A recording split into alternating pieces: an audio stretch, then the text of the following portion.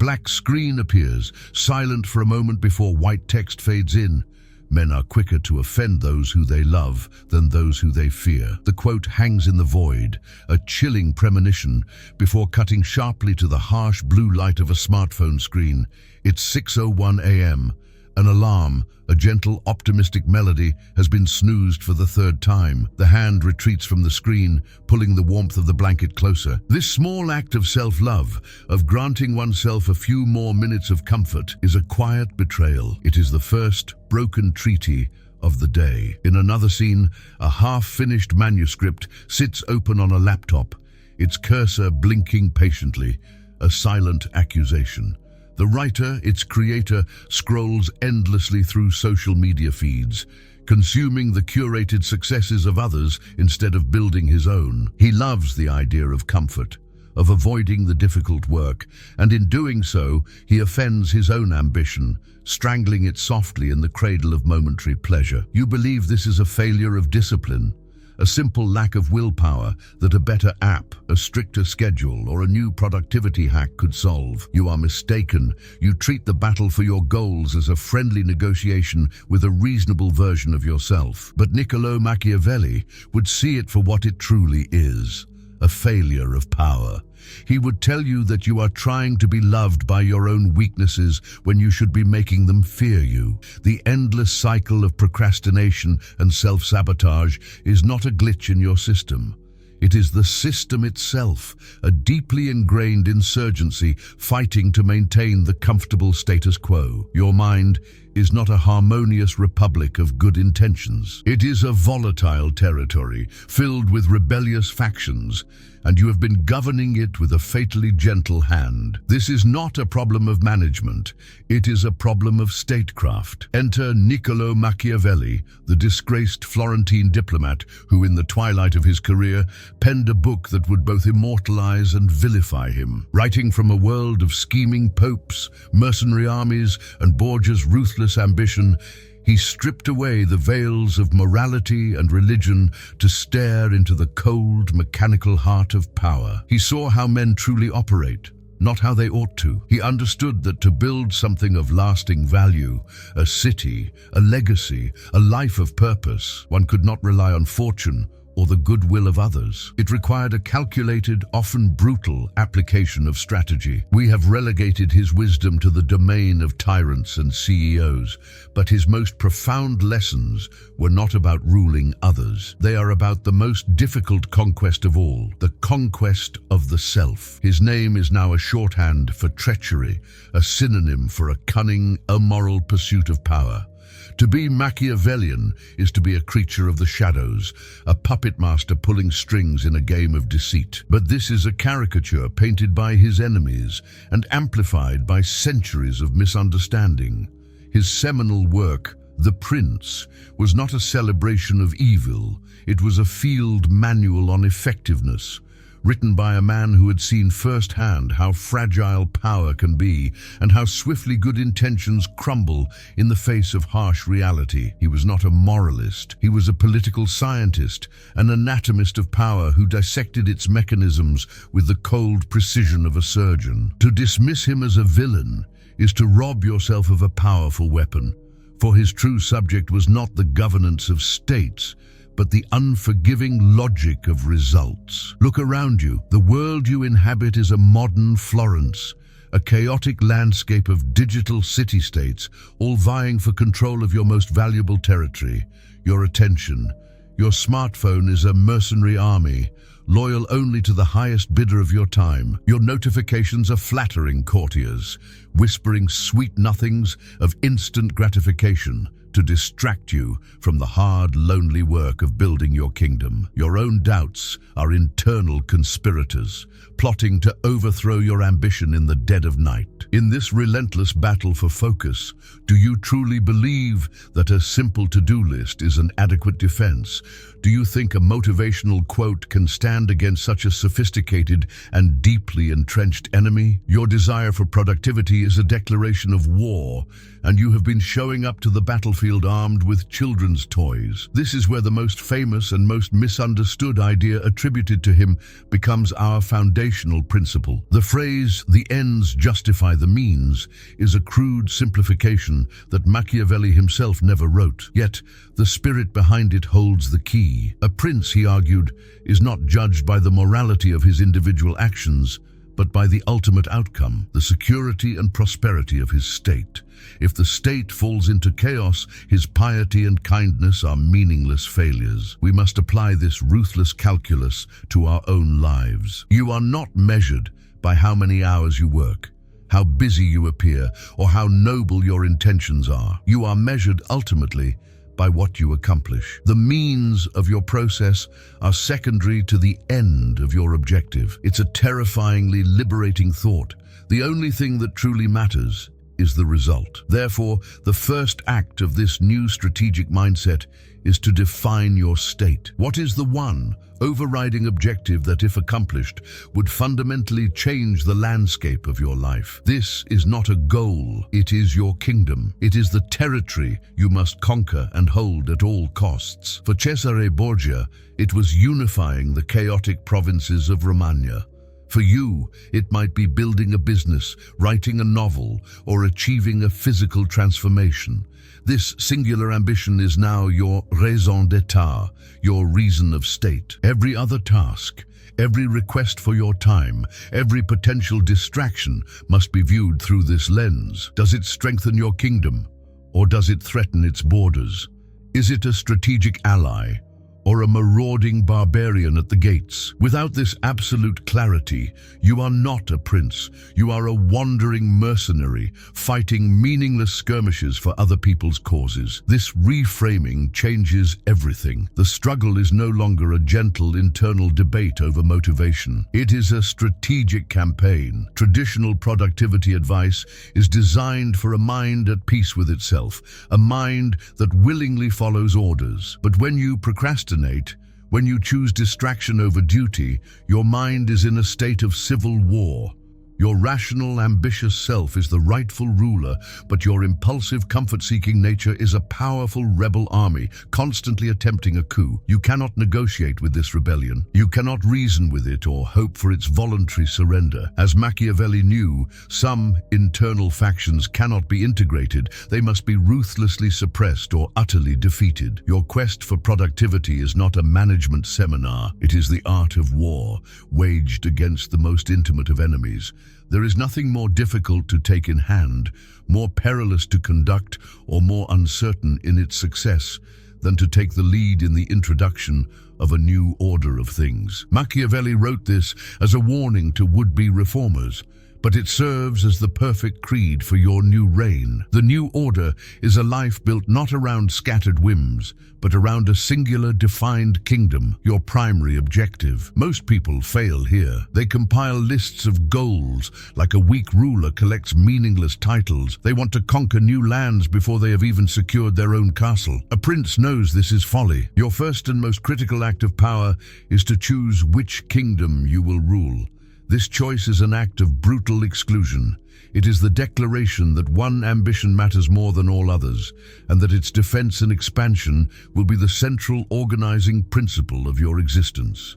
To maintain your state, you must learn a lesson that modern culture, with its worship of pleasantness, has tried to erase: the necessity of calculated cruelty. Machiavelli observed that a prince who is too eager to be loved by all is often the first to lose his kingdom, for he cannot make the hard decisions required for security. You must apply this logic to your own habits, your desire for comfort, your addiction to small, easy tasks that offer a quick sense of accomplishment.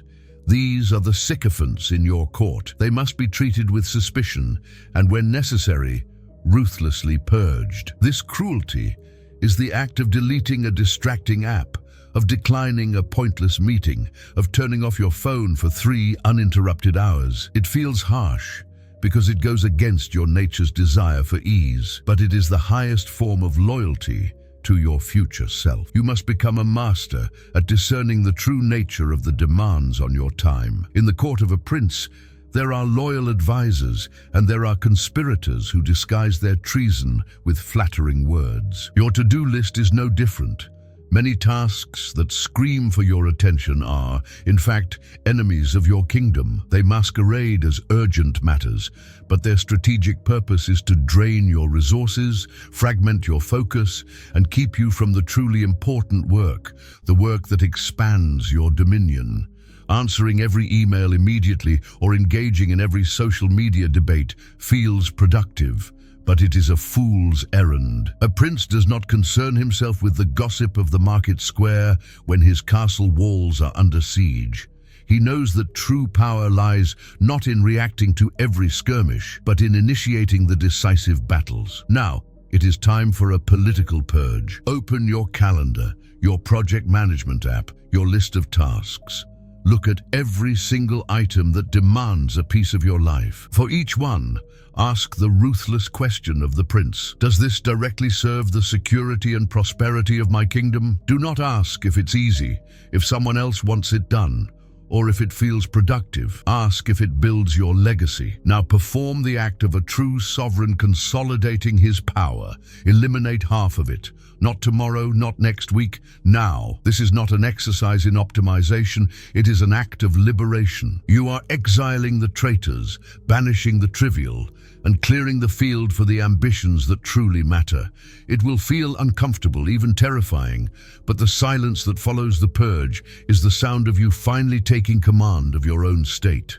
With the dissenters exiled, your power, once fragmented across a dozen petty concerns, can now be consolidated. Every ounce of energy, every moment of focused time that was previously wasted on trivial rebellions can now be reinvested into fortifying your kingdom's walls and expanding its borders. This is where momentum is born. A prince who wins a decisive victory finds that smaller enemies surrender without a fight, and new allies flock to his banner. Likewise, when you channel your efforts into your primary objective with singular obsessive focus, you create a virtuous cycle. Progress becomes faster, your skills sharpen, and your resolve hardens. You're no longer just managing tasks.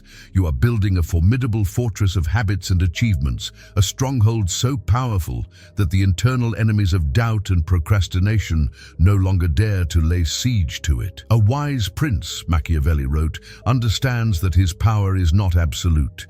He is a master of his own actions, but those actions play out on a stage governed by two great forces, virtu and fortuna. Imagine fortuna as a raging river, a wild torrent of chance, chaos, and circumstance that can sweep away the grandest of plans in an instant. It is the unexpected crisis, the lucky break, the shifting tides of the world that you do not control. Most people either drown in this river or pray for it to carry them to their destination. But the prince, armed with virtu, does not leave his fate to the flood. Virtu is his skill, his audacity, his strategic foresight. It is the dams and levees he builds during times of calm to contain the flood when it inevitably comes. It is his ability to not only defend against fortuna, but to harness its power for his own ends. To master virtu, you must first learn to be a lion. Since a prince is compelled of necessity to know how to act as a beast, Machiavelli advised, he must choose from among the beasts the fox and the lion. The lion represents the raw, terrifying force required to execute your will. This is the power you must summon to face down the wolves of procrastination and fear. It is the ferocious energy needed for deep work, for pushing through the final set in the gym, for making the decision that everyone else is afraid to make. The lion does not negotiate with its prey.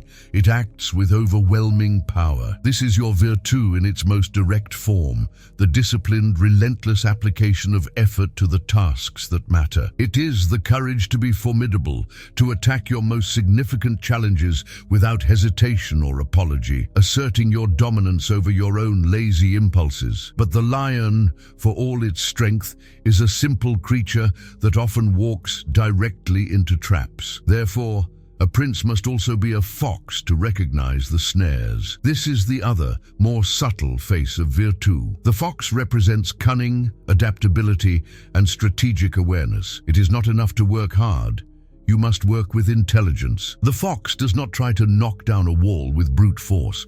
It probes for weaknesses, seeks alternative routes, and uses the terrain to its advantage. In your work, this is the astuteness to find leverage, to automate repetitive tasks, to persuade rather than command, and to recognize when a chosen path is leading to a dead end. It is the wisdom to know which battles are worth fighting and which are a foolish waste of strength. The lion gives you the power to conquer, but the fox gives you the wisdom to rule. Herein lies the heresy against the modern cult of productivity. The most powerful strategic decision is sometimes to do nothing at all. The lion always wants to attack, but the fox knows when to wait in the shadows. This is the art of reading Fortuna. There are moments when the river of circumstance is simply too powerful. You are facing a creative block. The market is not ready for your idea, or your energy is depleted. The hustle doctrine commands you to grind harder, to force the outcome through sheer will. This is the lion walking blindly into the trap. The cunning prince, the fox, recognizes an unfavorable tide. He knows that sometimes the greatest display of virtue is to strategically retreat, to conserve energy, to study the enemy, and to wait patiently for Fortuna to present a more favorable current. This inaction is not laziness, it is a calculated tactical pause. Ultimately, the mastery of your own productivity is not a static state, but a dynamic dance between these forces. The modern prince is a hybrid, a creature of formidable adaptability. You must cultivate the lion's ferocity to execute your plans with decisive force, but you must also nurture the fox's cunning to navigate the unpredictable terrain of life. You must know when to build the dam and when to divert the river's flow. The daily struggle for your goals is a constant assessment. Is this a moment for pure, unadulterated action, a time to roar and impose your will? Or is this a moment for patience, for observation, a time to be silent and watch for the hidden traps and unexpected opportunities that Fortuna inevitably lays in your path? The answer to that question, in every given moment, is the true art of power. To rule your kingdom is to be in a constant state of vigilance, for a prince is surrounded by enemies, both seen and unseen. The most dangerous are not the external forces, but the conspirators who dwell within your own court, your doubts. They are the treacherous nobles who whisper that you are not good enough, that the task is too great, that failure is inevitable. They thrive in the silence of inaction, plotting the overthrow of your ambition. Machiavelli's counsel on conspiracies was unequivocal. They must be dealt with swiftly and without mercy. You must isolate these thoughts, recognize them not as objective truths, but as seditious whispers. You cut off their power by taking immediate action, however small. An act of creation, of moving forward, is an act of political suppression. It demonstrates to the conspirators that their influence is meaningless, for the prince's will is absolute. Your next foe is the court of flatterers. These are the endless notifications, the social media feeds, the hollow rewards of a task easily done. They are the sycophants who whisper what your weakest self wants to hear. You deserve a break. The hard work can wait. Look at this shiny new distraction instead. A prince who surrounds himself with flatterers, Machiavelli warned, is deaf to the truth and blind to reality. These digital courtiers offer you the sweet poison of cheap dopamine, making you feel busy and important while your kingdom stagnates. The remedy is to banish them. Create an environment of brutal honesty. Turn off all non-essential notifications. Set firm boundaries for your time. Curate your digital world as a wise prince curates his inner circle, allowing only those influences that serve the state, that speak the hard truths, and that support the long, arduous campaign of your ambition. Beyond your castle walls, you will face enemy armies, the colossal projects and overwhelming goals that seem impossible to conquer. They loom on the horizon, their sheer size paralyzing your will to fight. To see a goal like write a book or build a business as a single entity is to face an entire army at once, a sure path to defeat. A masterful commander, drawing on the wisdom of the Romans, never engages the entire enemy force head-on. He uses the strategy of divide et impera, divide and conquer. You must break down that terrifying army into individual soldiers. A book is not a book. It is a single sentence, then a paragraph, then a page. Each small task you complete is a skirmish one, a morale boost for your troops, and a blow to the enemy's resolve. You conquer the insurmountable by refusing to acknowledge it, engaging only with the small, manageable fight directly in front of you. Here we arrive at a truth that may disturb your modern sensibilities. A prince, to be effective in a world of deceit, must himself be a master of deception, and your most cunning adversary is your own mind, with its deep-seated resistance to discomfort. Therefore, to overcome it, you must sometimes be willing to deceive yourself. This is the strategic core behind the simplest of productivity tricks.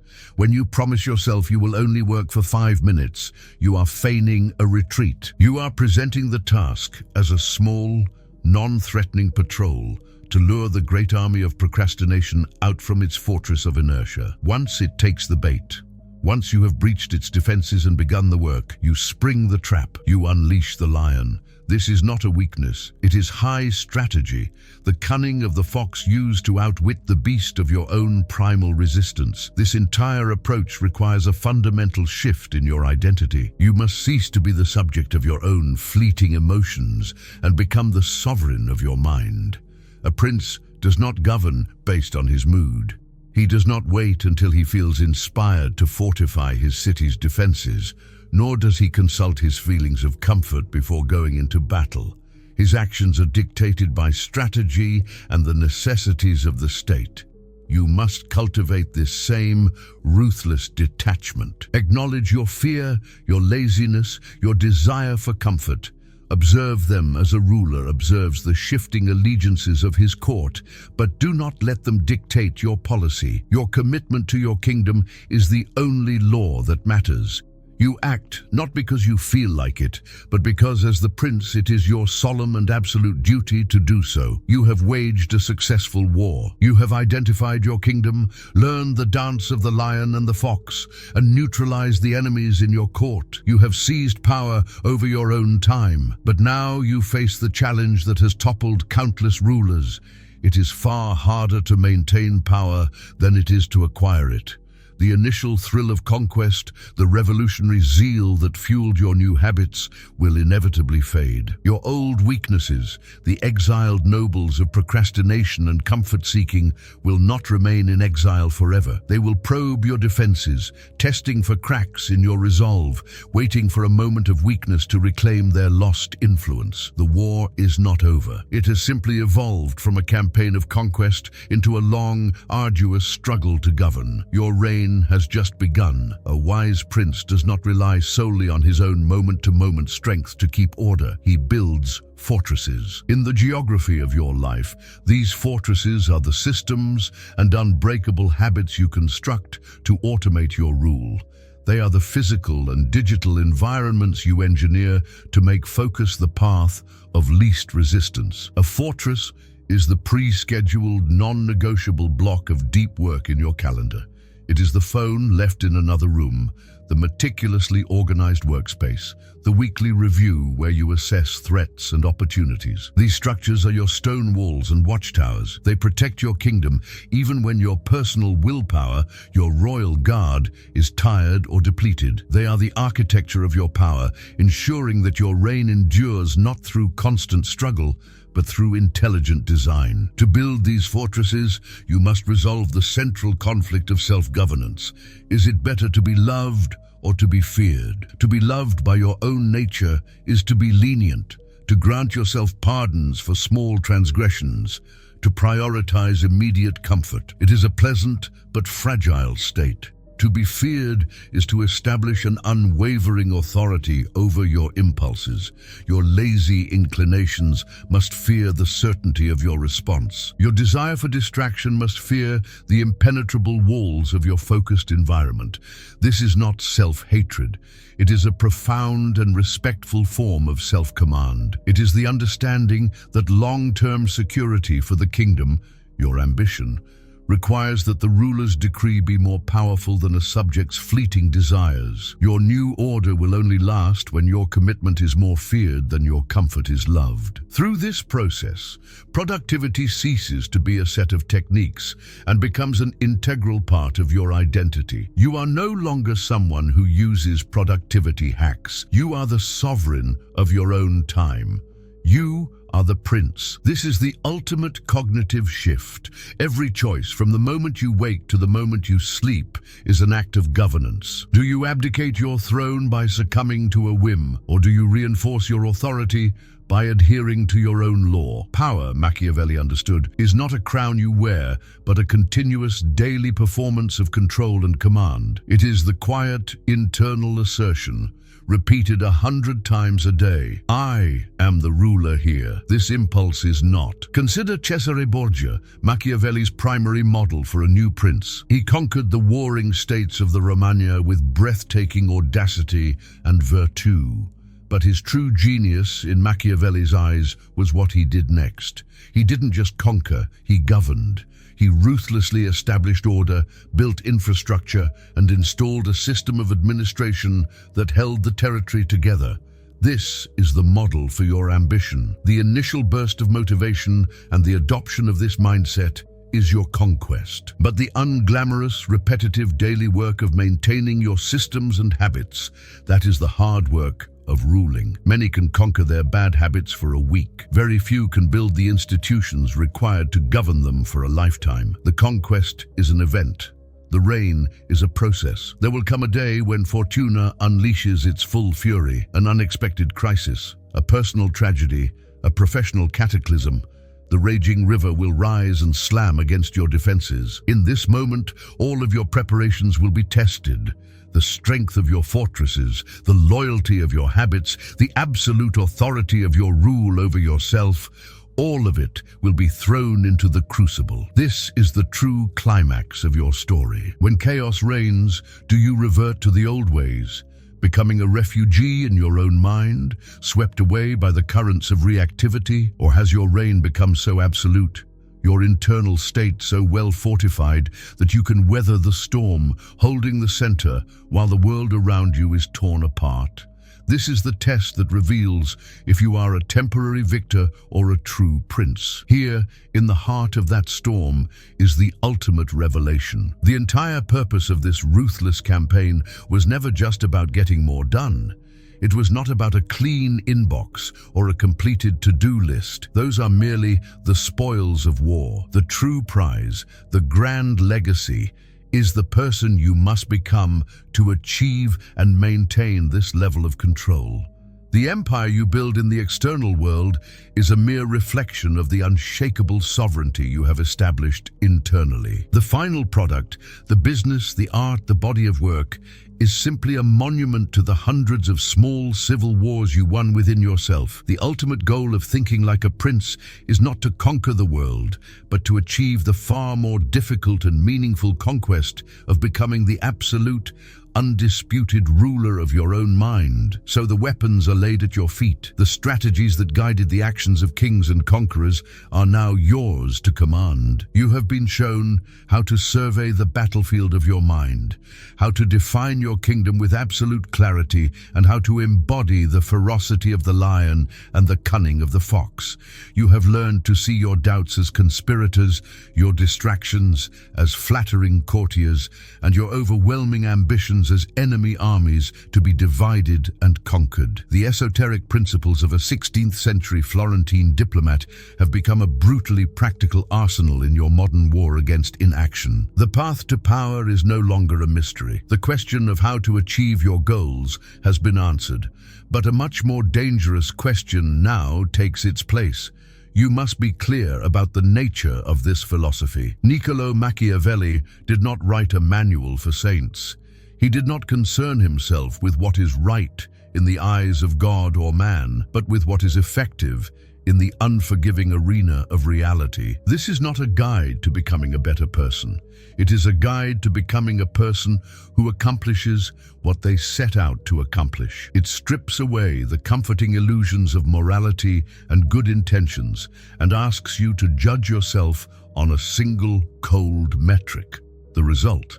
It demands that you prioritize the security of your kingdom, your ultimate goal, above all else. Are you willing to be the ruthless realist in a world that sells the comforting fantasy of effortless success? With these tools, the doubt of "can I" becomes an irrelevant distraction. With a defined state, a strategic application of virtue, and an unwavering command over your internal court, the achievement of your objective ceases to be a matter of hope and transforms into a matter of time and execution. You can no longer hide behind the excuses of confusion, overwhelm, or lack of motivation. The power to impose your will upon your own life is now fully within your grasp.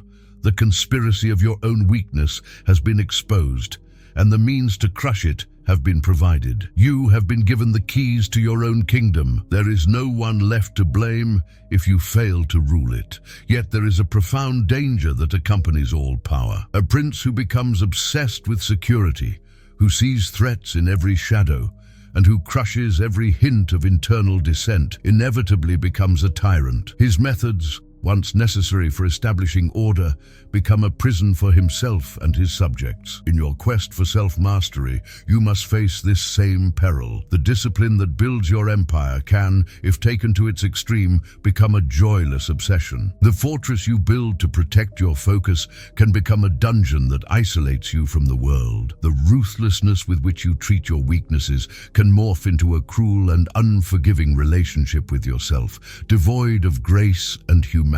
And so, we are left here, in the quiet aftermath of the battle. You have the weapons, you have the strategy. The question is no longer whether you can conquer your goals, but what you will become in the process of doing so. Now that you understand the mechanics of power, you must also understand its price. For every prince, in the very act of consolidating his kingdom, runs the terrible risk of becoming a tyrant of himself. The final and only question that matters is this: will you build a flourishing republic within your mind, or will you rule over a cold, desolate, and ruthlessly efficient prison of your own making?